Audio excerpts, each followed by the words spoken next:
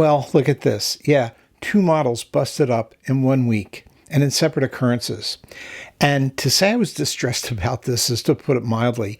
These models had come along pretty far before this happened. And in fact, I was thinking about doing the completion video on the Corvette this week. Not happening. This is certainly going to be a completely different video. I was going to talk a lot about how disappointed I was, how bummed out. I'd worked on these a lot, blah, blah, blah. But I will tell you what. My perspective on that is a little different than I originally intended. I did take a look at Tim Nolan's video over on the Rat Daddy channel. Tim talked about the loss of his youngest daughter, and I can't think of anything more tragic to a parent than the loss of a child. So this puts a lot of perspective on what I was feeling about these models before, and I realize now that I have to think about the important things in life and not worry so much about the trivial things. So that's what I'm doing. I just want to say, Tim, for you and your family, please know that our hearts and prayers go out to you. This, of course, is the Amnesty Corvette. It's been waiting 30 years to be completed, and I was so close. The chassis was all set, was glued together, the wheels were on, the engine was in, the interior was done, everything was going great. This is maybe one of the best paint jobs that I have ever put on a model, and I got that red stripe on it, and I just thought it looked terrific with that red and white scheme. I actually had gotten some overspray on the door. You may have seen that video. I polished it off with polishing pads, and it came out beautifully. Even the white underneath stayed glossy and shiny. It was really good. There was a little bit under here that I couldn't get to with the polishing pads, and I did try and dab on some paint. I actually thought I could match it with something from Scale Finishes. That's really hot paint, and it made the paint wrinkle up. So I was sanding it down, starting over again just in that area. I taped everything off, and was going to do it all over again. I found some Tamiya white paint, but unfortunately, this is where we're at. I dropped it, stepped on it. It's maybe even, someone would say, well, that's repairable. I'm not going to try and repair it. It's gone too far to do that. Would require stripping, gluing, puttying, sanding, repainting, all that stuff. So this one, unfortunately, and I really, really feel that I could have had a great model out of this, but it's okay. Maybe at one of the shows that's coming up this winter or spring, I'll find this model kit again, get a new body, and repaint. Who knows? Could be done.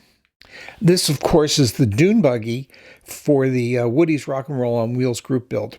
And this chassis and engine, pretty much they were complete. They were all done. What happened was I knocked it off of a 4-foot tall shelf. I reached over for something. I caught it with my sleeve, and bam, down to the door it went.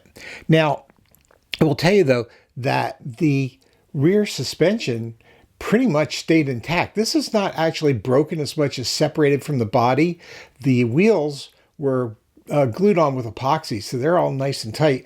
And I think that this may be a blessing in disguise, because I had a little bit of a toe out on this rear wheel on the driver's side, and this is going to give me the opportunity to glue it back in. Everything will go just as it should and get it on straight. The front is a little different. The front broke on the axle, and unfortunately I don't see an easy way to get around this. Now, I could try and put in a new axle, but on this end, because it was so spindly, I can say that, spindly, I actually put this together with wires and epoxy. So it's on there very tightly, and I would have to use wire cutters to get it off, etc.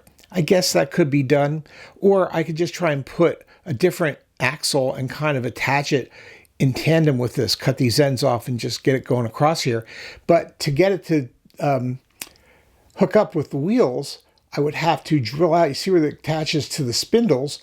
I'd have to drill that out to put it in. Again, it could be done, but I think what I want to do is actually try and drill out the center of that axle and put a pin in that and epoxy these two parts together.